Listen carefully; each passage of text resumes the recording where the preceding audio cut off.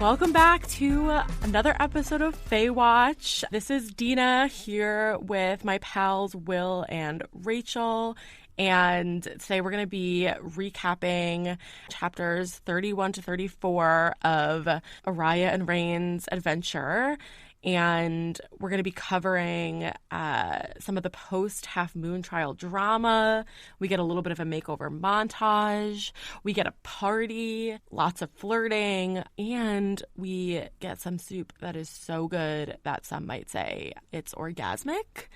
And, Will, I think you're going to take us back into our world. We're back. We're back in the world of Serpent and the Wings. And the Nightwing. And the Wings of Night. Serpent and the Wings of Night. Whose wings? We don't know which wings they are. They could be anybody's wings. Just off the top, we're going to very briefly cover the most content warning-y part of the book. The book says the content warning is for withdrawn consent, but it is, I think, a pretty fundamental aspect of Araya's character. And so we need to at least cover it. So basically, it's a flashback to her teenage years. But TLDR, Araya falls for a young, recently turned vampire. He falls for her. The kind of normal course of events happen, and she's very excited one night to lose her virginity to him. This is her decision. She's excited. Yeah. However, as that is happening, it starts great, but he gets overtaken by bloodlust, and she asks him to stop, and he doesn't, and so she hits him over the head and gets away. But it's obviously quite traumatic. She runs to her father. This gets picked up later, but after hearing her story, quote, he made a decision in that moment. We're left on that bit of a cliffhanger. With that said, let's move on. We ended last episode at the Half Moon trial as they step through the shimmering gateway back into the what's it called? The Moon Palace? Into the Moon Palace. There's not a moon titles going on. It's hard to keep up. Night Castle Moon Palace. Duh, Will. So obvious. What is the name of the city? I have no idea. Sivrinaj? I have no idea how to pronounce it. Yeah. Great. Anyway, we cut to the Moon Palace. 11 have survived. The last contestant through the gleaming portal is Ibrahim, sweet Ibrahim. Our sweet boy. Who's actually not that sweet because it turned out he killed his partner as he stepped through the portal because only half of the people are allowed. So his eyes seem, quote, far away and empty, but at the same time, he's not that broken up about it. I found this quite tragic because in my little fanfic, his partner was his male lover. Aww. So it's extra tragic. Oh, Will, I'm so sad for you and all of us and Ibrahim. And Ibrahim. Minister is there. He congratulates them. He tells them there will be a feast in their honor at the Nyaxia church that night because they have made it through to the final rounds. Everyone's sort of exhausted, though, so Araya and Rain go back to their apartment. No, it's still their apartment. Misha is gone. It's quiet. And Araya is hit with two sudden realizations. Realization the first, not only did she really care about Rain, as evidenced by her willingness to throw herself into a dangerous situation to defend him during the trial, but because their minds were melted, she knows he feels the same. And realization the second is that it's a vamp eat vamp world now. No more allies. Either he would kill me or I would kill him. Okay, can I just say, very too, dramatic. If I were her, wouldn't you hope that, he just gets eaten by a demon or something? It's not necessarily that you're gonna kill you mean each someone other. else kills Right, him? Somebody else could kill one of them, but she seems very intent on the idea that one of them is gonna have to kill each other. True. I mean, granted, neither of them are gonna kill each other. They obviously need to, have sex first at least, but yes, technically speaking, other things could happen. Yeah, I think that's true. I mean, we do know our girl Araya has a tendency towards the melodramatic, so I feel like her mind is just going to what would be the most Shakespearean possible outcome here.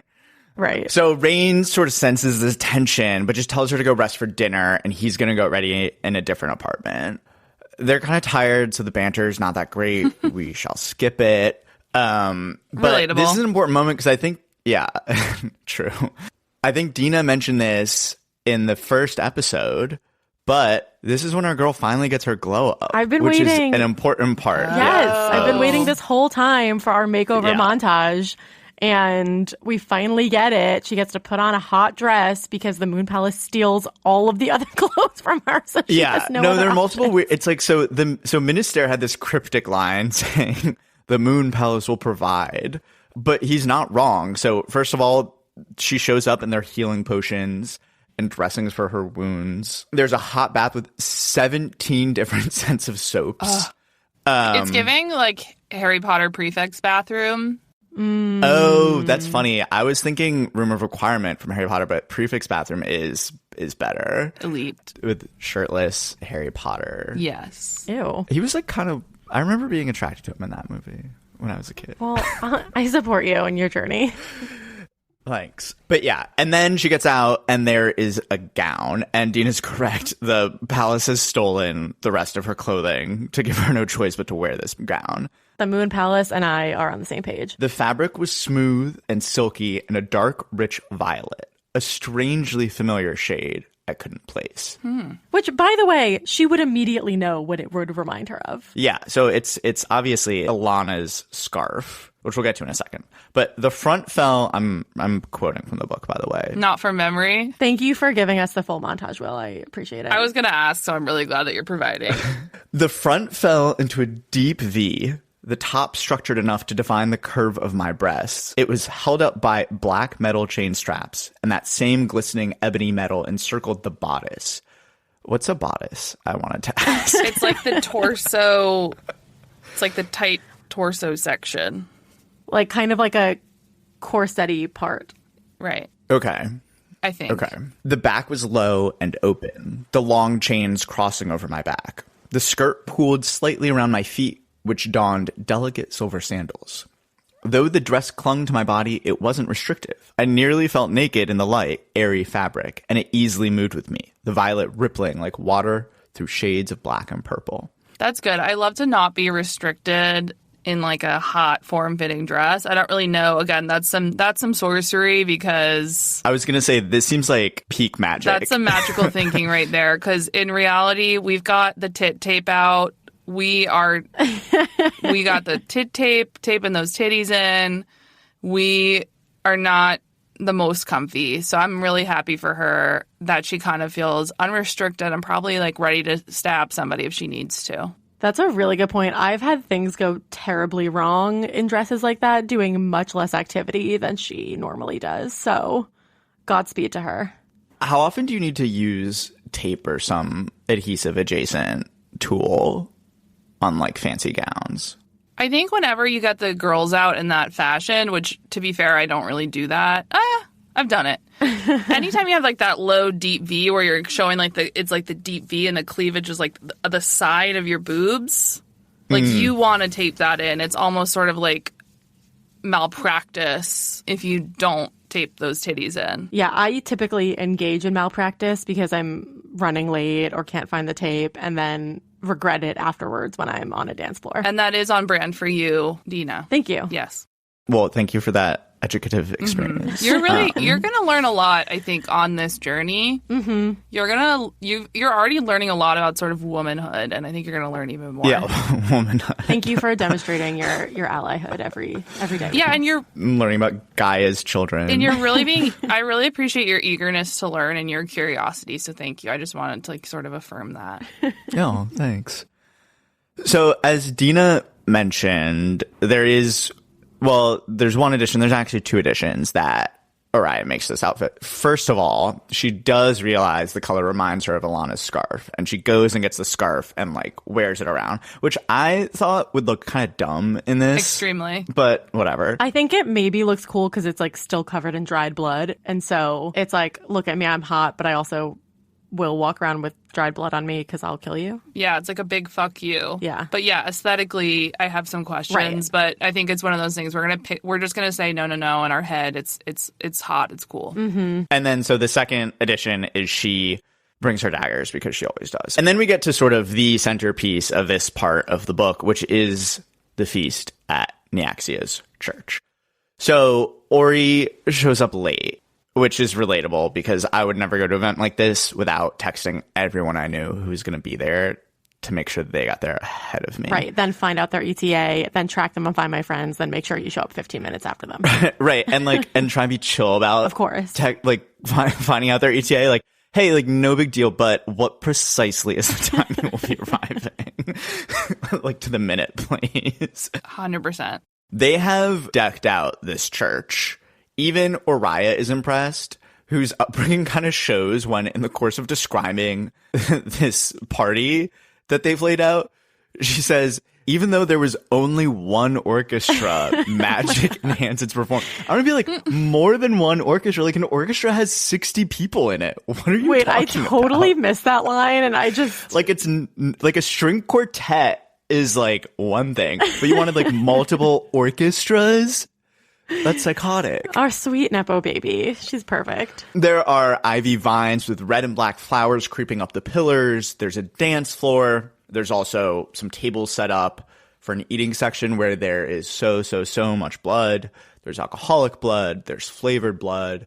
There's blood baked into food. It's in all kinds of, bowls and carafes and golden basins. But anyway, I think as far as vampires go, this is like a peak feast. At this point, Daddy Night King swoops in. She has, let's say, conflicting impulses. On the one hand, good to see Dad.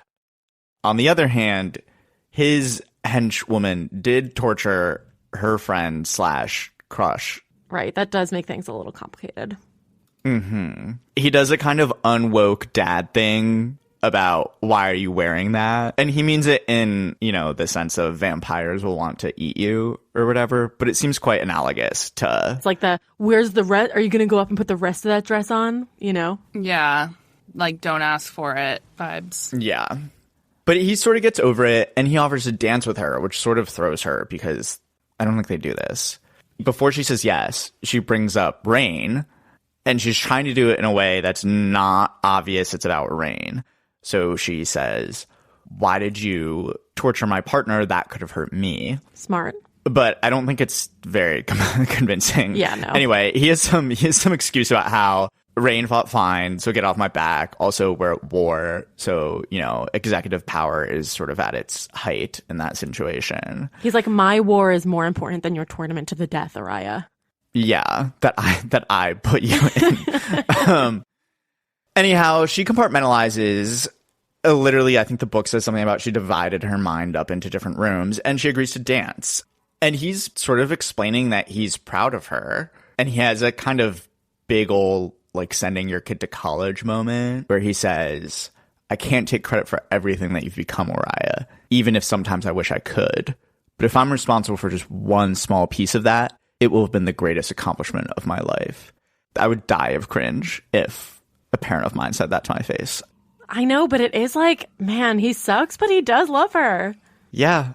No, I think he does. And she has this, I think you're getting this dawning sense that their arrangement where she sort of follows his lead out of blind faith and trust that he is looking out for her interests is maybe coming to an end. And she's not ready to end it, but she can sort of see the threads fraying. Yeah, it's definitely one of those, and things were never the same after that moment. I think the going off to college is such a good example of it. And he can't say the L word. No, of course not. But we get it. No. And Oriah gets it.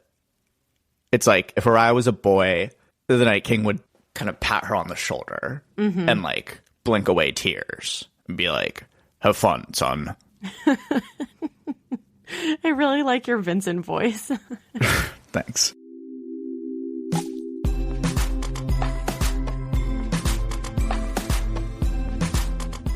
They do another dance, but she sees Rain head out to the patio and immediately is like, I need to go see Rain. Which, when you have that feeling about someone, you just do that. Oh, yeah. She heads out to the patio, which is in the gardens. The gardens are beautiful.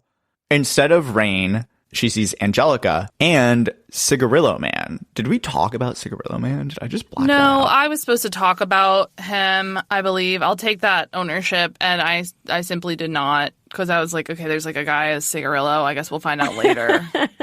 No, I think this is a good time to do a little intro. Okay, let's see if we can remember. So I guess at one point before maybe the half moon or another trial, she was walking outside the moon palace and ran into this mysterious figure who offered her a cigarillo and said something about how he had made a lot of money betting on her. But I think that's kind of all we learn in that encounter. Yep. Right. I think that's correct. That's why I didn't talk about it. And here, Cigarillo Man is talking to Angelica, and more than talking to Angelica, seems to be summarily dismissing Angelica at his whim. And so immediately Araya clocks he is maybe important. And he also looks clearly like a bloodborne, which is not something I think she tracked the last time. Question. We all know I don't pay attention to these things. The Rishan and the Hiaj have their, heirs. Do the Bloodborns, are they like on the same level as them? It's like same thing, or they're just sort of like a weird cursed like other. I don't think we know, TBH. Okay. So they're the Night, the Shadowborn, who's, I think all we really know about them is they dress kind of cool. Yeah, and they're like kind of smart. They seem like another kingdom. Yep. And then the Bloodborne is also a separate kingdom, but they're out of favor with Neaxia, hence their blood curse. I would assume they have their own heirs, but I don't think we know that. Cigarillo Man reveals his name is Septimus. He is a prince of the Bloodborne. So he's not just a random rich guy who smokes and bets on young humans in tournaments to the death. He offers his hand, which I guess is kind of creepy because if you're a human, you don't want to take a vampire's hand. But Rain, fortunately, shows up just in time. There's like a little aside about how he steps very close to her and she has to not be obvious. She's like, I really wanted just to like look at him, but I was trying to play it cool. Rain has this kind of boy boss suit on, although we learn later it's 2 centuries out of date. But it's pretty clear Septimus and Rain know each other. And Rain is not the friendliest to this guy. But then Septimus has his own card to play. And he goes, oh, I wonder now that you're no longer on a team, who should I bet on? Someone uneducated might think it would be easy for you to kill her, Rain. But I think Nessanine has a good chance of, oh, I'm sorry, it's Araya, isn't it? Oh, come on. We all see right through that one. Okay, but can I just take a pause? I would like to remind the listeners, I have not finished the book yet. I don't know if we're going to find out more about this gal. This does happen again. Angelica does this again to Rain later, and I did notice it then, but I didn't notice it this time. It's so obvious because I feel like everyone in this world knows who Araya is. She's super famous. She's vampire celebrity. Right. He's been betting on her for weeks now. Like, he obviously knows her name. I just feel like that like changes the inflection of the joke, or the little jab or whatever. Yeah, he thinks he's being like so sneaky. Yeah, he's very cringe. Araya, much like our sweet Rach, doesn't know who Nessanine is. And so in her head is like, Nessanine? I don't know. Araya asks Rain after Septimus leaves why Septimus is here, and Rain seems to like know more than he wants to let on. There's like a beat of hesitation, but then he says like the House of Blood wants power more than anything. Even small alliances go a long way, which I think is a reference to the fact that they are estranged from the rest of vampire society. And it's like, how do Septimus and Rain know each other? Like, how does Rain know this about him? Yeah, there's some beef. I wonder like how many vampires there are. Like, do you just like see each other all the time at the same parties or something? It definitely doesn't seem like it. At least the Bloodborne, right? Like, they're not really allowed to do the same things. I guess that's true. Yeah, Araya, I don't think have seen them that often before. Yeah. Anyway, Araya asks who Nessanine is. Rain does his classic non-answer. And then, probably to distract her, and partly because he knows she'll say yes, asks if she wants to go somewhere more fun. And she does say yes because, you can't say no. You're not going to say no. No, you got to go flirt. So they leave the party thrown in their honor for a roof in the human district where they're looking at the moon. They got more beer, presumably from there. It's honestly, the human districts, say what you will, seems like a kind of open carry situation. Open carry. Do you mean like open container? Because they definitely are open carrying, but I think you mean open container. Yeah. But they definitely are also open carrying. Yeah. Oh, man. So they're sitting on the roof. They're watching the human district. The moonlight casts a shine over his face. she's memorized every detail she says. Is this like a thing you do when you can picture things in your head? Like, have you memorized someone's yeah, okay. Me personally, no. If you ask done in my head what color my boyfriend of several years' eyes are, I honestly couldn't tell you. Aren't they blue? Like, probably, but I don't actually know. I don't think they are, but I really don't know. Yeah, I think Araya's more observant than I am. She's a very observant person. We have sort of talked about this before. Rain's shirt is unbuttoned to his sternum, which is another, like, sternum. Is that the thing, like, below? It's like your sternum, right below your rib cage. It's above your, like, it's between your rib cage. It's like that part where when they taught you to do CPR. Oh. Maybe? That makes more sense. It's actually like right here. It's okay, like a long I was wrong. bone. So like there are options in terms of like how far but it's Dina, buttoned down. this is not a visual medium. So I know. It's a bone explain. in between your boobs that's going up and down. Right. Okay. So if it's unbuttoned to the bottom of the sternum, then that's like quite racist. Right. I Well, that did was my originally thing. when you said that originally, I did picture him it being like literally unbuttoned like to his belly button, and I like visibly cringed. I was like, but no, okay, this is a little bit more acceptable. Are we in Vampire World or like the Jersey Shore? Yeah. Anyway, a deep unbutton regardless. He does a like complete checking her out, like a full gaze up and down, ending with his eyes resting on her thighs, just like staring at her thighs. And then he looks at her and he says, dangerous. Sorry, I'm not good at that kind of thing. No, I thought it was really good. Sometimes he's really good with his like flirty banter, and then sometimes I'm like, oh my god, Rain, honey, reel it in. Yeah, okay, wait. Well, because we're not done. So he says, dangerous. And there's a pause. And then he says, but resourceful. Because it turns out he's not just staring at her crotch. I mean, he is. But she has strapped thighs. Sorry. Those are different. But I mean, right. Sorry. Staring his way, like on his way to staring at her crotch. Yeah. She strapped her daggers. It seems pretty high up on her thighs. So he has like an excuse. Yeah. To comment on it. And then, I don't know, I thought this kind of broke the mood, but he tells her what Alana's scarf smells like. And yeah, with his vampire like, your thighs are so power. hot. Also, you smell like death. Right, yeah. Initially, he says, well, this smells like the Moon Palace, and that upsets her. And then he realizes his error. So he claims, I sort of feel like he's making this shit up to dig himself out of a hole. Yeah. He's like, well, it also smells like other good things, like, you know, like flowers and like, I forget what he actually said. Like, it nice works. save, buddy. Doesn't he do that thing though where he's like, and it's hard to tell because it also smells like you, and he's like freaking out at like intensely smelling her and like. Yeah, it's weird, but it works for her.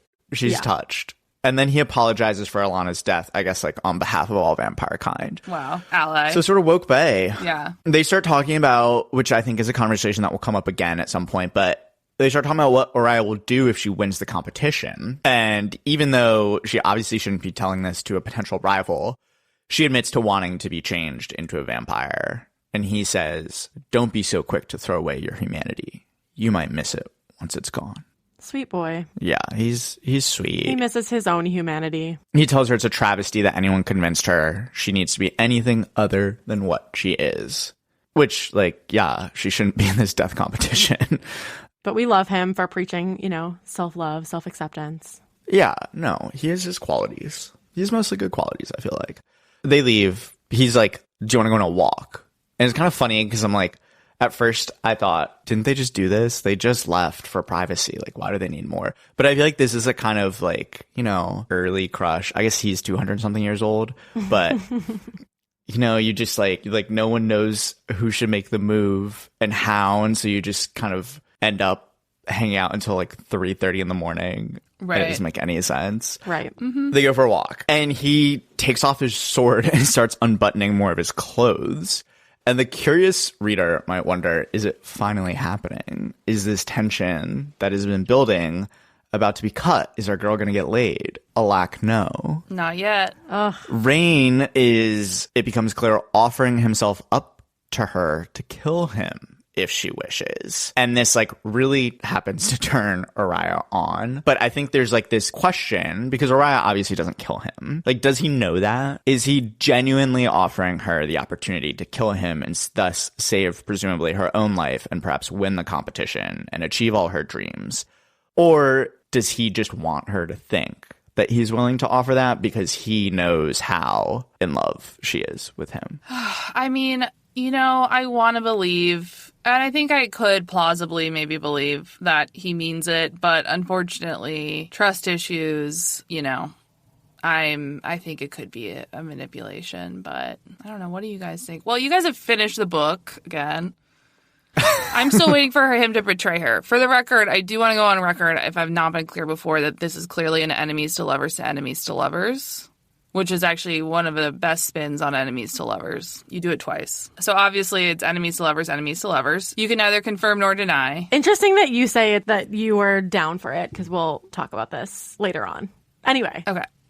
I don't know. What do you guys think? Okay, I think he wouldn't have actually let her kill him, but I think he is trying to genuinely show her that she can trust him and that he feels safe around her and that she should feel safe around him. So maybe that is actually manipulative. It could be one of those things where he maybe thinks he's being genuine but is actually being manipulative, you know? A classic man move. Yeah, their relationship is fraught because of the fact that they're supposed to kill each other in this competition. So this whole like, will you kill me, will you not kill me thing is happening obviously while he's undressing, and they're sort of very close to each other. Uriah is describing what happened. Quote, "Our bodies were nearly flush. The smell of him surrounded me. It hit me. What that element of it I hadn't been able to place was. He smelled like the sky. He smelled the way air felt as it rushed around you, freeing and terrifying, and the most beautiful fucking thing you've ever experienced." I just wanted to bring this up. I think it's similar to what we were just talking about with like her noticing every element of him.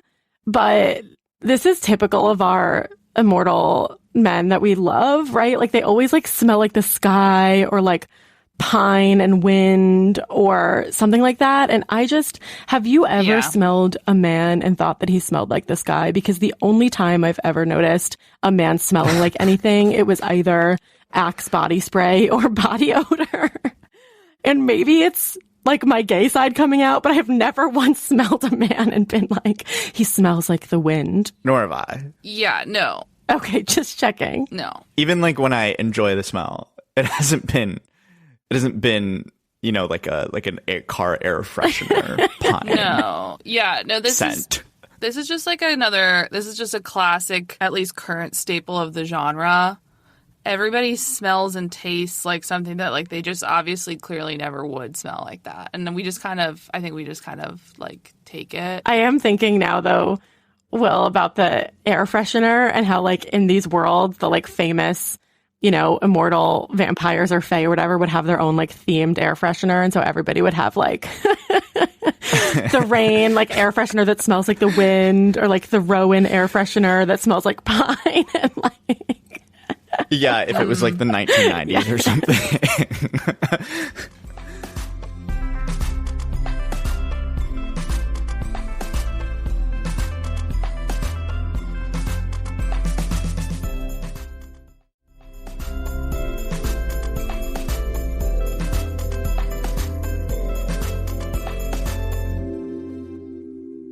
So she's smelling him. She loves the smell. Mm-hmm. And she says she suddenly understood what it was like to be hungry, a la the vampires, because she's so into him. How empathetic of her. She's horny. She's horned up.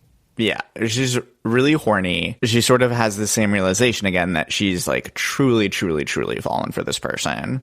She is not at all afraid of him, which is bad because, you know, again, the killing, whatever. She sort of like closes this little interaction saying, "Even more frightening than his desire was mine. I felt that call echoing in my own pulse. I had to resist the urge to lick his touch. Maybe it would taste as metallic and hot as blood." To lick? Yeah. Lick his touch?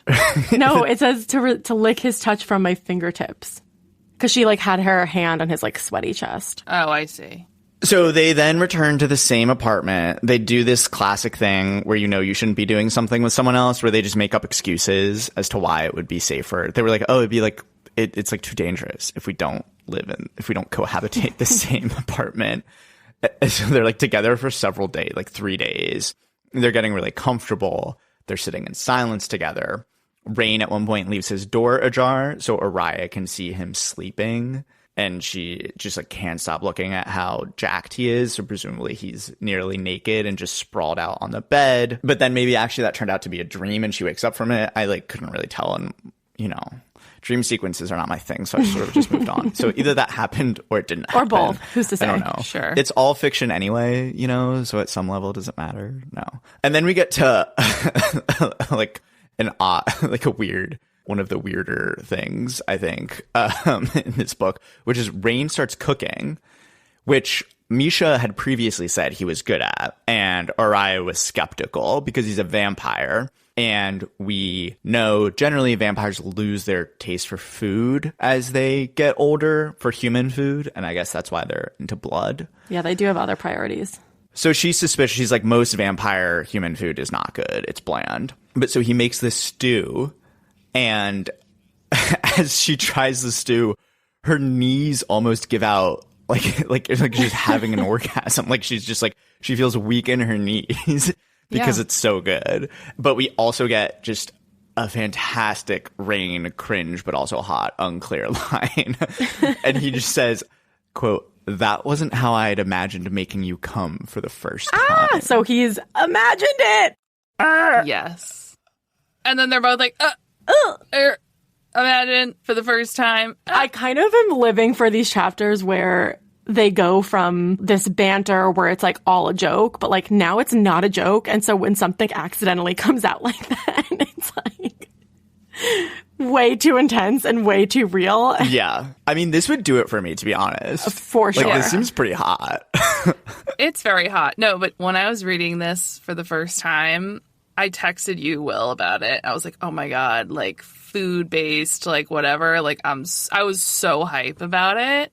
And then Dina, who was behind at the time when she read it, she texted us both about it.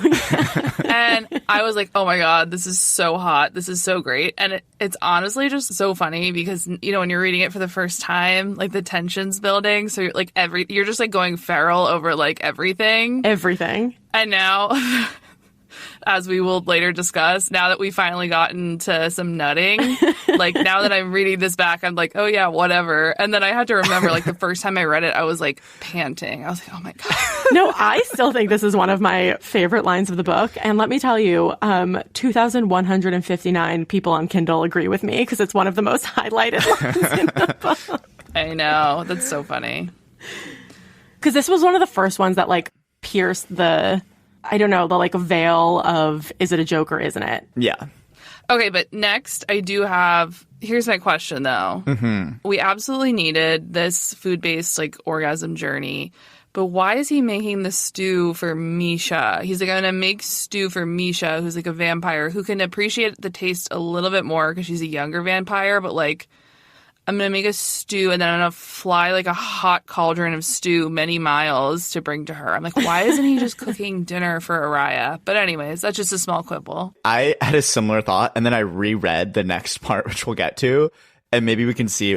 I don't think he ever gives the stew to Misha in the book. There's like a vague reference of it. But I also want to be clear that like when Araya is flying with him, like, her hands are around his neck. Like, is she holding the hot cauldron? Like, who has the hot cauldron? Who is carrying the hot cauldron of stew for many hours hot of flying? Cauldron logistics. Maybe he has, like, a kind of... Like, he read the vampire wire cutter, and there's, like, a little... Like, some sort of harness set up... Like, campfire where you can backpack. Just, like, throw it on, something? and it just, like, holds a cauldron of hot stew. Yeah. We may never know. I do think we may never know. He's just doing this to show off. Yeah, but just like make dinner for Araya. I know. Yeah, good point. Good point. Whatever. You speak true. It was still nice. We still liked it. Yeah, it was TLDR hot. It was really hot. Our cauldron of hot sexual tension really maybe boiling over.